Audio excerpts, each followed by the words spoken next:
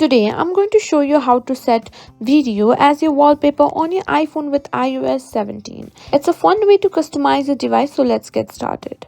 First things first, make sure you have the video you want to use saved on your iPhone. You can use videos from your Photos app or download one from a trusted source.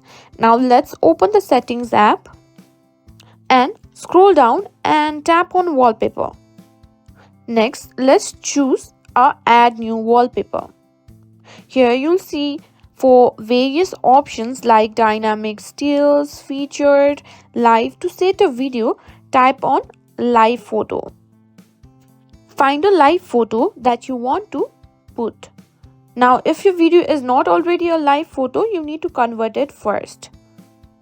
Now tap on the live photo you want to use, adjust the positioning if needed, and then hit on add.